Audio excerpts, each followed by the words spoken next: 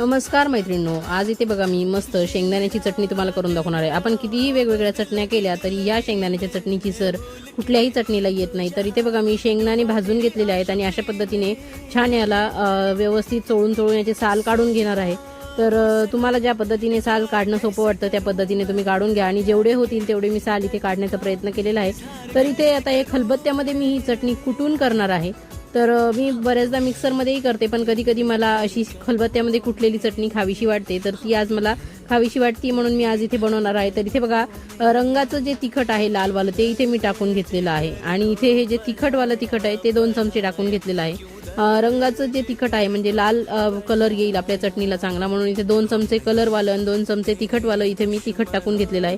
त्यानंतर इथे 1 चमचाभर जिरे टाकून घेतलेले आहेत आणि नंतर इथे आपण चवीपुरतं मीठ टाकून घेणार आहे। जितकं की आपल्या चटणीमध्ये आपण शेंगदाणे वापरलेले आहेत त्याच्यानुसार आपण प्रमाणामध्ये मीठ इथे टाकून घ्यायचं आहे। आणि इथे बघा मी मस्त खाली नॅपकिन टाकून घेतलेलं आहे आणि चांगलं याला कुटून घेणार आहे। तर कोणाला माझ्या पद्धतीने अशी छान खलबत्त्यामध्ये कुटलेली आबडधोबड चटणी आवडते नक्की मला कमेंट करून सांगा। तर एकदम साधी सोपी रेसिपी आहे, एकदम कमी साहित्यामध्ये होते आणि मिक्सरमध्ये सुद्धा आपण पल्स मोडवर अशी चटणी करू शकतो, पण कुटलेल्या चटणीची चव काही वेगळीच लागते। तर सुरुवातीला आपण लसण न टाकता अशा पद्धतीने ही चटणी कुटून घ्यायची आहे।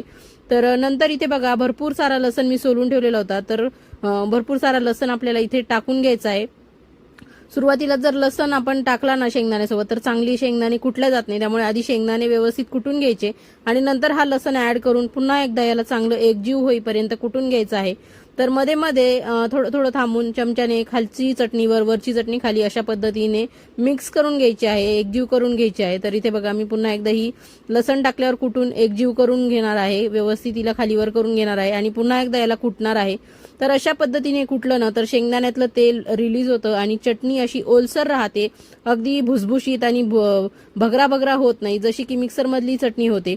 आणि अशी चटणी कुटल्यानंतर तुम्ही इथे नॉर्मल आपलं जे कच्चं तेल असतं खाण्याचं ते इथे 1 पळीभर टाकून सुद्धा पुन्हा एकदा याला कुटून घेतलं ना तर त्याने सुद्धा छान अशी चटणी ओलसर होते, त्यामध्ये तेल असं राहतं आणि मग खाताना ही चटणी छान लागते। कलर तुम्ही बघू शकता किती सुंदर आलेला आहे। तर अशा पद्धतीने मस्त इथे मी शेंगदाण्याची चटणी कुटून घेतली बघा, बघता क्षणी तोंडाला पाणी सुटतंय, इतकी छान खमंग अशी ही चटणी माझी तयार झालेली आहे। तर नक्की माझ्या पद्धतीने तुम्ही सुद्धा कुटून अशी चटणी एकदा करून बघा, कशी वाटली रेसिपी ते नक्की कमेंट करून सांगा। थँक्यू, धन्यवाद।